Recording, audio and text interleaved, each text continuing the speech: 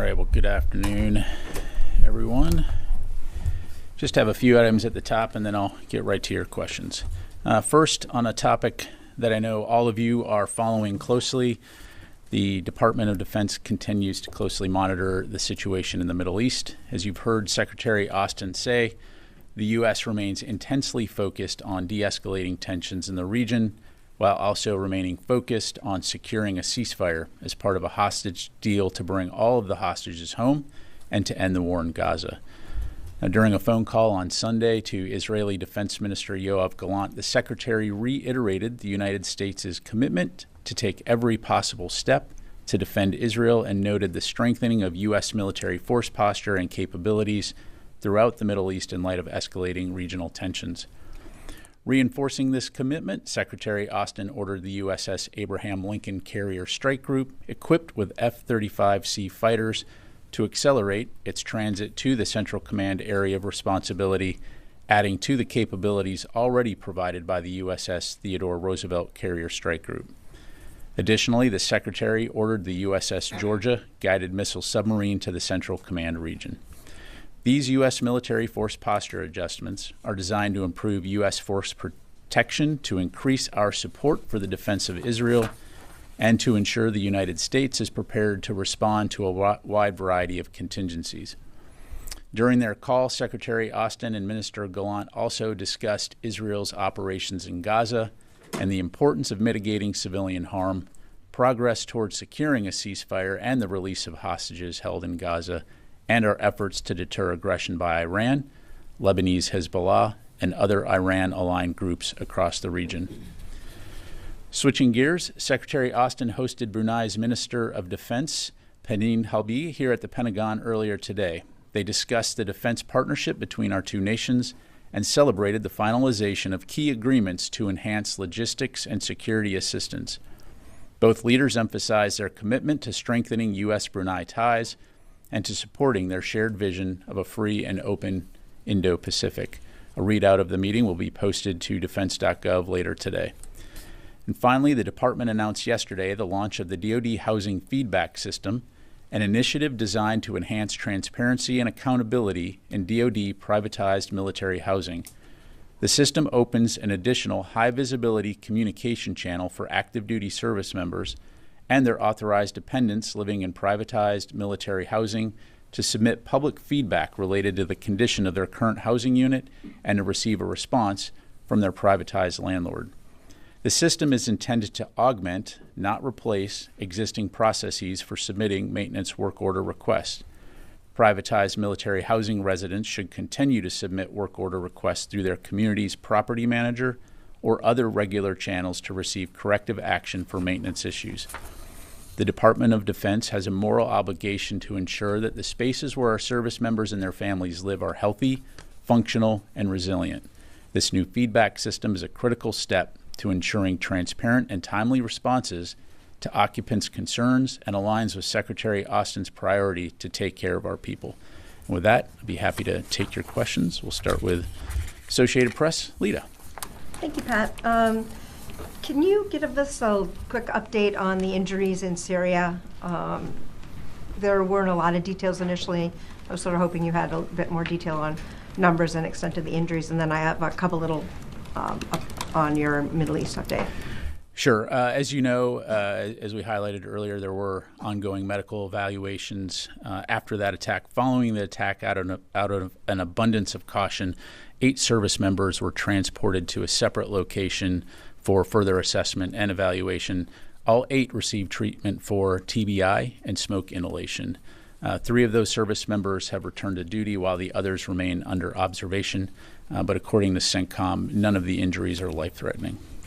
Okay, good. And then just on your Middle East update, can you tell us if the F-A-18s have returned to the carrier now that the F-22s are in place? And does the Secretary intend to keep 2 carriers? I know this has been asked. I didn't know if maybe you had a more firm answer on that. Keep 2 carriers in the region for any extended period of time. Yeah, I don't have any specific updates that I'm able to share right now, Lita, in terms of the locations of the F-18s. As you know, they are in theater, obviously, as part of the Theodore Roosevelt Strike Group. Certainly we'll keep you updated on that. In terms of the Abe coming into the AOR, I'm just not going to be able to get into timelines in terms of potential overlap. Again, as we've highlighted, the Secretary has ordered that carrier to accelerate to get to the CENTCOM AOR, and it will add to the capabilities that we have in the region. Right. I think there's just a little bit of confusion on the word accelerate also. I mean, it goes at a certain speed. Is he cutting out a port call, or is he asking it to somehow go faster? It's going to move, with all haste to get to the AOR, again, to provide this additional capability and capacity. Okay. Lucas, welcome to the briefing room. Thank you, General Ryder. Appreciate that. Under what circumstances would U.S. forces launch an attack on Iran? So look, our focus is on de-escalating the situation. We have put these additional capabilities into the region to enable us, as I highlighted, to protect our forces, but also to support the defense of Israel should it be attacked. I'm not going to speculate or get into hypotheticals on when and if Iran launches an attack or one of their proxies launches an attack. Their public comments have been very clear, so we need to take those seriously. But our focus is on de-escalating tensions, working on enabling that ceasefire and getting these hostages returned home. But isn't it important at this critical time in history that you send a very clear signal to Iran that if they launch a major attack on Israel and or its proxies, the U.S. military will attack Iran? Don't you need to send a clear signal about what Iran, if they do it, if they cross it, you will attack them? I think we are sending an extremely clear signal, which is that we are going to support the defense of Israel as evidenced by the capabilities that, one, we already retain in the region, and two, the additional capabilities that were flowing into the CENTCOM and EUCOM AOR. Real quick, on Lincoln. The Secretary has ordered Lincoln to the Middle East twice now in over 10 days. The first time was 2 days after the Hamas leader was killed outside in Tehran. The second time was on Sunday, as you mentioned. Where was the sense of urgency for Lincoln to get to the Middle East? Lincoln was just doing an exercise with the Italian Navy on Friday. If it was so urgent for Lincoln to get to the Middle East, why did you need the second set of orders? Well, Lucas, as a former naval officer yourself, you understand the complexities and intricacies associated with managements of large fleets around the world. And the bottom line is, again, as evidenced by the capabilities that we are surging into the region, we will have a variety of capacity and capability to respond to various contingencies.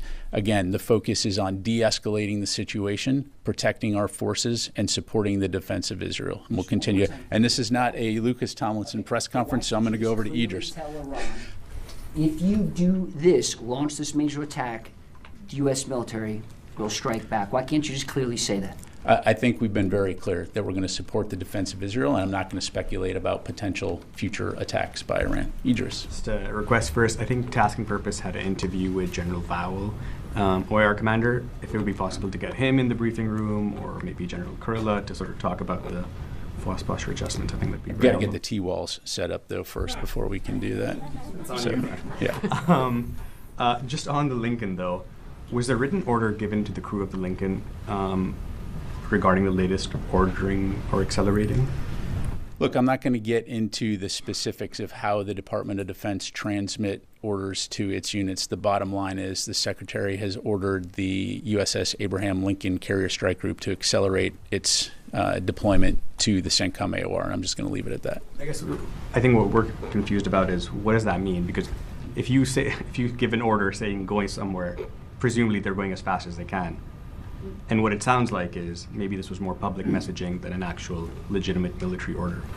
It's a legitimate military order, and it's accelerating on its mission to get to the CENTCOM AOR. And again, I'm not going to get into the in-between of when the initial order was given and what they may or may not have been doing in between then, other than to say, again, I think you need to take a step back and look at what we're attempting to do here, which is to de-escalate tensions in the region, ensure that our commanders that are in the region have the capabilities and capacity to respond to a variety of threats. Actually say it is now going to arrive in CENTCOM earlier than it was previously. Yeah, I'm not going to get into the specifics of the deployment timelines. It's like the confusion it's causing, right? It's not confusing to me. It's accelerating. So, yes, sir. Thank you, General. Would it be a fair assessment to say that Israel cannot defend itself on its own, and that's why they need the U.S. military support in the region against Iran and its proxies? Well, the U.S. and Israel have shared a long-standing security relationship, and we've been very clear, even before October 7, on the U.S. support for Israel, supporting its qualitative military edge, but also post-October 7 have been very, very clear in terms of our ironclad support for the defense of Israel. And so, as you saw on April 13, when Iran conducted its unprecedented attack, the United States, true to its word, supported the defense of Israel.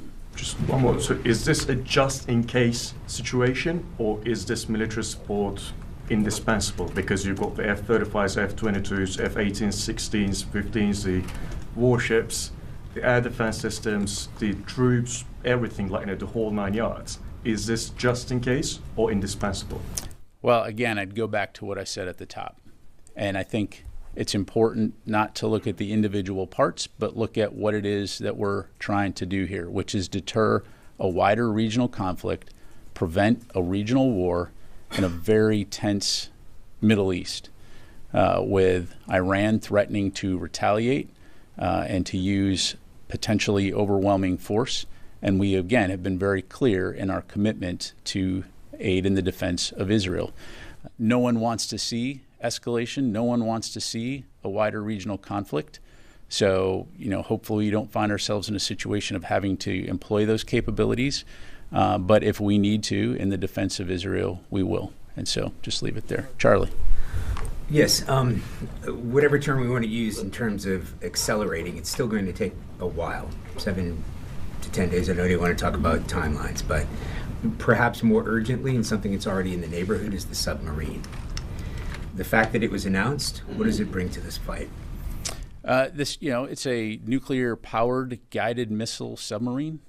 Provides, again, additional capabilities to the commanders, the U.S. commanders in the region, in terms of not only supporting the defense of Israel, but also protecting our forces.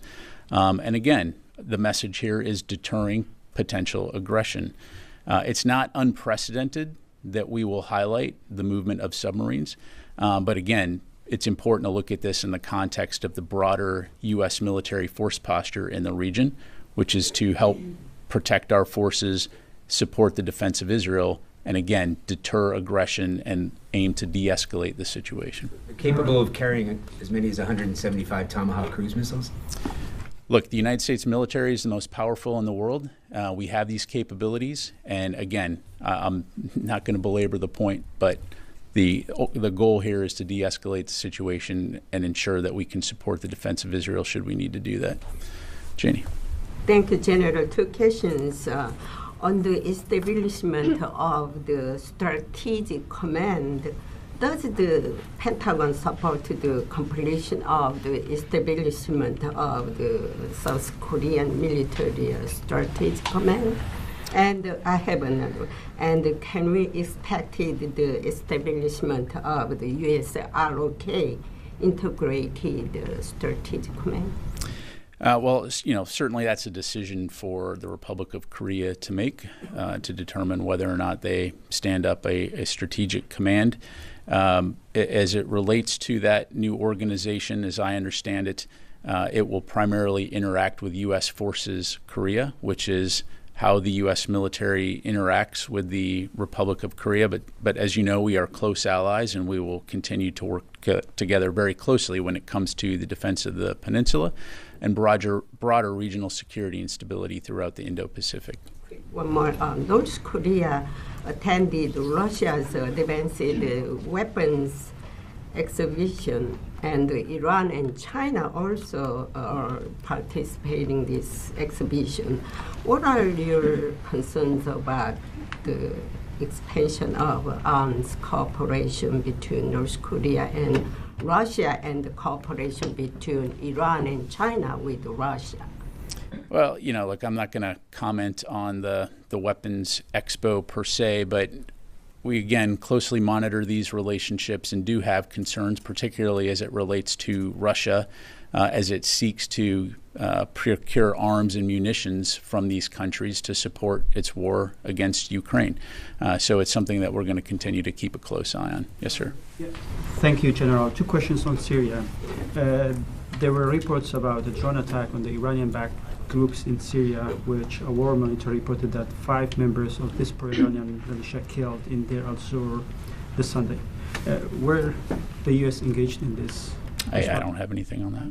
On the same issue, I'm sure you're following the conflicts between Syrian Democratic Forces and the Iranian-backed groups in Syria. So what's the Pentagon position on this? What's your comment on that? And does the U.S. gives any support to the Syrian Democratic Forces in their fight against the Iranian-backed groups in Syria? Look, the U.S.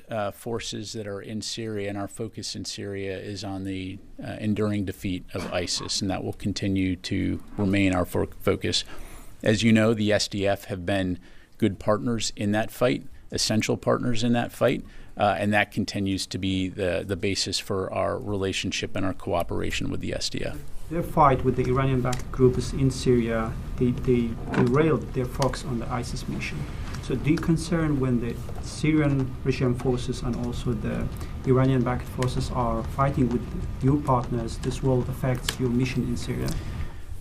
Well, look, I mean, Syria, given the fact that much of it is essentially considered ungoverned space, for many years now, which is what has enabled groups like ISIS to foment, continues to be a challenge.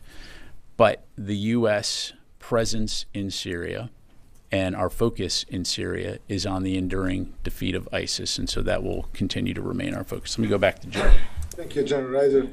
When you say we're moving assets to the region to defend Israel, could you explain to us that using the term defend Israel, does it mean like the mission or the U.S. role in the region would be intercepting the incoming missiles or maybe taking offensive actions?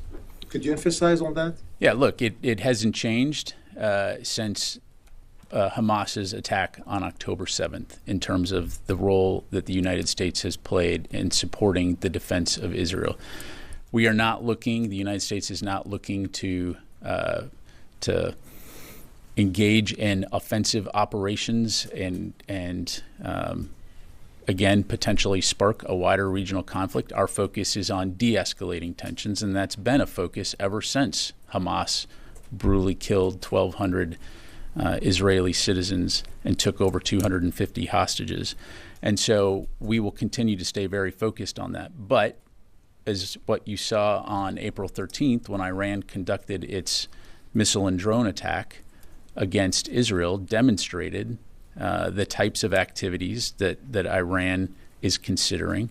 And we've been very clear that our support for the defense of Israel will be ironclad. And so we need to be prepared to respond to a variety of contingencies, which requires a variety of capabilities. And because the United States military possesses those types of capabilities, and more importantly, our service members are the best in the world, we will continue to stay focused on not only, again, protecting our forces, but supporting our commitment to help in the defense of Israel. Quick follow-up. Does the Pentagon believe that the deterrence is working in the region? So far, Joe, what I would tell you is that it's our assessment that the conflict between Israel and Hamas has been contained to Gaza. Certainly, that's not to say that there are not incredible tensions in the region. And that the situation right now in the Middle East is very serious, which is why we're taking it so seriously, which is why Secretary Austin has ordered additional capabilities into the region. Thank you. Joe. Thanks. Yesterday, the White House said that an Iranian attack or retaliation could come within days or this week? And then, so one, do you share this assessment? Then two, when asked if Iran or some of its proxies, including Hezbollah in Lebanon, have moved any of their assets or put certain rockets, missiles, drones into position, or if they've moved those into position to attack, we refer to the Pentagon. So have you guys seen any movement? Yeah, on your second question, I'm just not going to get into intelligence on what we may be seeing. On your first question, is an attack possible this week? That's certainly possible. The bottom line is, I'm not going to speculate or try to guess when they might attack, other than to say we need to take it seriously, and we are doing that. And so we will be prepared and are prepared. Second, on the attacks on U.S. troops, we've seen several in the last few weeks, but in two separate attacks, troops have been injured or wounded. We have not seen a U.S. response. Is part of the reasoning for that because of the tense situation in the Middle East that you've mentioned during this briefing, or has the U.S. decided not to respond to these? Yeah, look, I'll repeat what Secretary Austin said during his press briefing last week, which is that we won't tolerate attacks against our forces, and we'll take all necessary steps to protect our forces. But in terms of a response, as always, we will respond in a time and manner of our choosing, and I'll just leave it at that. Is the situation, current situation, is that being taken into account by the department? Look, I'm not going to have anything to provide beyond what I just said. Carla. Thanks, Pat. Is USS Georgia in CENTCOM now? It is not. Okay, and then on the attacks in Syria on Rubalan landing zone, who is responsible for those attacks? So we assess that it was conducted by Iranian-backed militia, but we're still digging into the specifics of that. So thank you. Let me go to the phone here real quick. Chris Gordon, Air and Space. Thanks, Pat. The Abraham Lincoln is headed to CENTCOM from the Pacific. The Theodore Roosevelt was previously in the Indo-Pacific. The flare-up in the Middle East has now gone on in some form for most of a year. Is the DoD appropriately postured for tensions in the Pacific and the Middle East over the long term? Thank you. Yeah, thanks, Chris. The bottom line is yes. The thing about the U.S. military, as you're seeing this week, is that we have the ability to surge forces and capabilities to where we need them when we need them. The Indo-Pacific Command continues to be our priority theater, and that is indicative of the number of forces that we have that are located within the region. And so, again, we're going to move forces where we need them when we need them. But I can tell you and be rest assured that the Indo-Pacific has a significant number of U.S. forces to support our commitments toward that end. Thank you. Let me go to Heather, USNI. A similar question, but focus on the Middle East. With the fact that the TR is going to take at least probably around 2 weeks to get to the Middle East, does the United States feel confident with the amount of resources that they have in the Middle East if Iran were to attack before TR gets there? Do you mean the Abraham? Sorry. Yes, Abraham.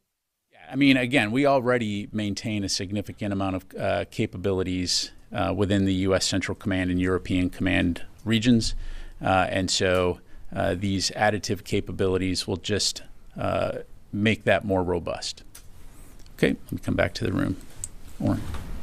Why isn't the USS Georgia in CENTCOM yet? It was in the Med, so it's certainly within range to have gotten to CENTCOM already. I'm not going to get into the specifics of its location and timelines. Again, it has been ordered to the Central Command area of responsibility. Sir.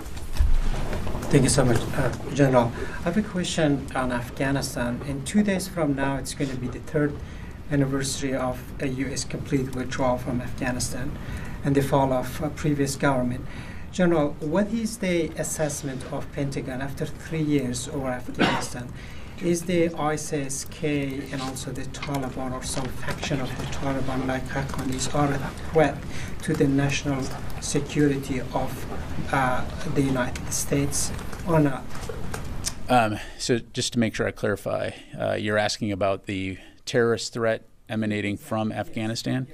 Well, it's definitely something that we continue to keep a close eye on. You have various terrorist groups which operate in and around Afghanistan, to include ISIS-K. And so we maintain a variety of capabilities, to include over-the-horizon capabilities should we need to do that. But I think most importantly is we'll continue to work with our partners in the region when it comes to addressing terrorism through our mutual counterterrorism efforts. On Iran question. So the Israeli officials said that they will attack inside Iran if Iran does any retaliate any form and way.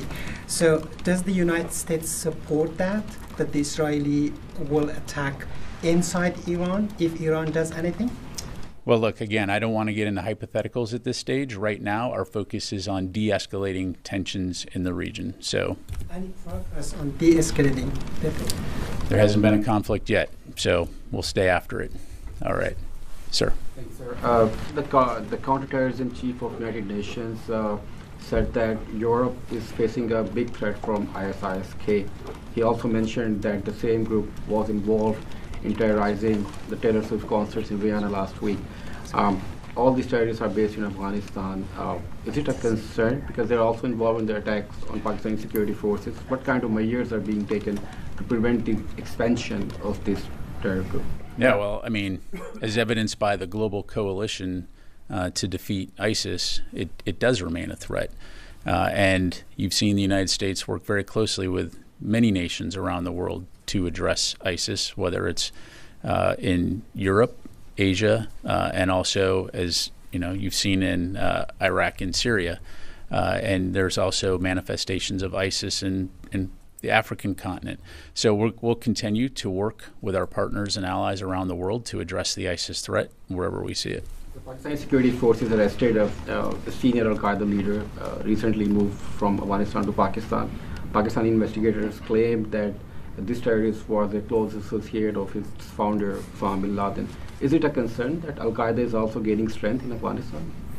Al-Qaeda, as you know, has been greatly diminished over the years, but is not gone. And so, again, similarly to ISIS-K and other groups that present a potential security threat to the United States and our allies and partners, will continue to stay very focused on addressing that threat. Let me take just another one from the phone here. Jared from Al Monitor. Hi, Pat. Seems Iran and Hezbollah, if they are going to, to stage a retaliation, they obviously haven't done so yet. Wondering if you can attribute that to anything. I mean, does the department have any reason to believe that this is a part of their retaliation, or that the plus-ups of assets, U.S. assets in the region, may be causing some second thoughts there? Thanks. Yeah, thanks, Jared. I mean, that's really a question for Iran to answer. I can tell you again what our focus is and on what we're doing, and it's working very hard with our partners in the interagency and our regional partners to de-escalate the situation and deter potential aggression. Okay, take a couple more. Let me get to Louis. Thank you. Blast from the past here, J-Lot's question. There was some aid that was awaiting transport into the Gaza area before the J-Lot's mission ended. Maybe I'm premature in saying it's ended. Has that aid been delivered, and what is the status of the coordination cell if that is the case? So what I'm tracking, Louis, right now is that the motor vessel Cape Trinity has approximately 6 million pounds of aid on it, currently in Cyprus awaiting movement to Ashdod. So that, as we've said before, that that vessel or some of those vessels would participate in helping to deliver some of the final aid from Cyprus into Israel en route to Gaza. So does that mean that there is more aid still in Cyprus, No. or is this it? No, this is the That's last. my understanding is that it. Now, of course, I would commend you to talk to USAID about the broader humanitarian aid deliveries, but as I understand it, that's the remainder of the aid. And then what happens now with the U.S. coordination cell under General Frank that was there? Does it still remain active? Will it continue to enable a different kind of maritime corridor? Yeah, so my understanding is that CENTCOM will continue to support in an advisory capacity some of the best practices that were developed during the JLOTS operation, to include the Convoy Management Board as a way to help ensure that things are being moved. But certainly from a DoD U.S. military standpoint, I mean, the vast majority of that has now relocated or is in the process of relocating to the States because, of course, JLOTS has stood down. Okay, thanks. Let me try to get to a couple other folks here that I haven't got to. Jim. General, just a quick question on Ukraine. Can you give a laydown on what the U.S. thinking is on the offensive that the Ukrainians have launched? And do you think is that meant to be a permanent sort of operation, or is that a raid? Yeah, Jim. So on that, I mean, that's really something for the Ukrainians to talk to. I'd refer you to them to talk about their operations. We are in contact with our Ukrainian counterparts to get additional details in terms of their objectives as it relates to their operation. But I don't have anything beyond that. Thanks, sir. Thank you, General Pat. So on an al-Assad airbase in Iraq, as you know, the base has been targeted multiple times by Iranian proxies since last year and resulted in damages and harm to U.S. personnel. So does the base have sophisticated air system and capabilities to intercept the missiles and drones? So as I'm sure you can appreciate, I won't go into the specifics of exactly what we have in terms of air defense or facility defense capabilities, other than to say that that's something we take incredibly seriously and are constantly assessing those capabilities and ensuring that we're doing everything we can to protect our forces. That's not to say, though, and history has shown this, that our forces often operate in harm's way and do in dangerous places, and that's why they are trained. That's why we ask them to serve in uniform, and as evidenced by their performance, they do brilliant and important work every single day in defense of our nation. So we're going to do everything we can to ensure that they have the best when it comes to force protection. One more, if you don't mind. Have your diplomatic efforts to persuade or stop Iran from launching strikes had any result? I mean, did you receive any message from Iran directly or indirectly? Yeah, I don't have anything to provide on that. The question he had, you said the Secretary takes every possible step. He will take every possible, Secretary Austin will take every possible step to defend Israel. Does that include taking offensive strikes against Iran? Look, again, we are focused on supporting the defense of Israel, de-escalating the situation, and preventing a broader conflict. I'm not going to get into hypotheticals. I'm not going to get into hypotheticals. Rule it out. Rule what out? Taking strikes against Iran. You're saying the U.S. taking preemptive strikes? Not preemptive.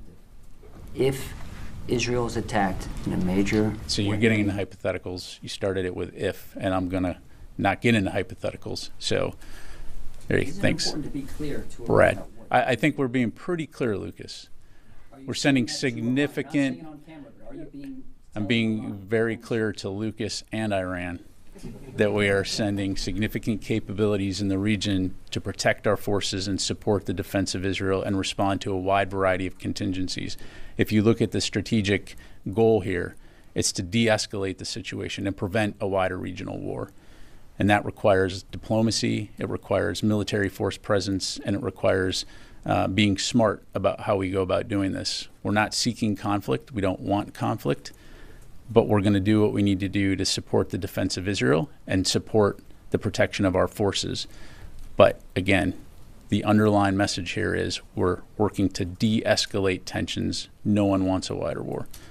Brad. Thank you. So on Ukraine, can you say if Russia has redeployed troops from the front lines of eastern Ukraine to defend its borders in Kursk? And if so, is it a significant number of troops?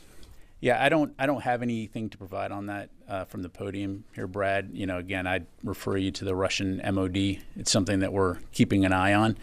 Our focus at the end of the day when it comes to Ukraine is supporting Ukraine and its ability to defend its sovereign territory and to take back sovereign territory within Ukraine. Thanks. Time for just a couple more to go. Charlie, and then I'll come to you. Yes, sir. Thank you, General. Changing the topic entirely, we're following the story about this Defense Department contractor who was arrested with a ton of classified documents stolen from this building. Could you shed some light on that? Seen the press reports on that, but I need to refer you to the Department of Justice for any questions on that. You can't tell me how serious this breach is. Yeah, I really just don't have anything to provide from here. I'd have to refer you to DOJ. Okay. Last question. Yes, sir. General, you mentioned several times your message that you are looking to de-escalate the tensions in the region. So my question, what we are seeing right now with the militaries increasing in several parties, do you believe the diplomatic solution is still possible? Do you think that the parties were listening? And what's your message to them? Look, there is always time for diplomacy to work, and that will continue to be the main effort, certainly for the United States government, in terms of working to de-escalate the situation, implement a ceasefire, and get the hostages home. So as long as there's hope, and there is, we'll continue to stay focused toward that end. And then, I'm sorry, your second question? My second question is going to be another topic, please, if you would mind. There is some reports claiming that the weapon that being used to attack Al-Tabi'in school in Gaza recently was a U.S. bomb, a U.S.-made bomb. Do you confirm that, General? And do you believe that Israel is still using the U.S. weapons according to U.S. and international law? Yeah, when it comes to Israeli employment of munitions, I'd have to refer you to them. I don't have any information to provide. In terms of civilian casualties, as I highlighted at the top, this is something that we continue to take very seriously. It's something that Secretary Austin has discussed with his Israeli counterpart every single time they talk, highlighting the importance and the moral imperative and the strategic imperative of ensuring that civilian safety and harm mitigation is taken into account in conducting operations. The bottom line is way too many civilians have died during this conflict, both Palestinian and Israelis. And so it's incredibly important that Israel continue to conduct its operations in a way, plan its operations in a way that is taking civilian safety into account. That's not to say, though, that Hamas doesn't bear responsibility as well in the fact that they conduct their operations and embed their forces amongst the civilian population in places like schools, mosques, hospitals, making it incredibly difficult for Israel to conduct its operations in these areas. So I'll leave it there. Thank you very much. Just a quick clarification on the Louis question.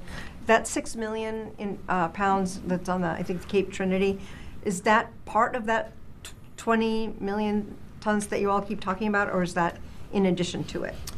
I believe the aid that was delivered previously. Correct. This would be in addition Okay, so to. this is in addition to that. Okay. Correct. Correct. All right. Thank you very much, everybody.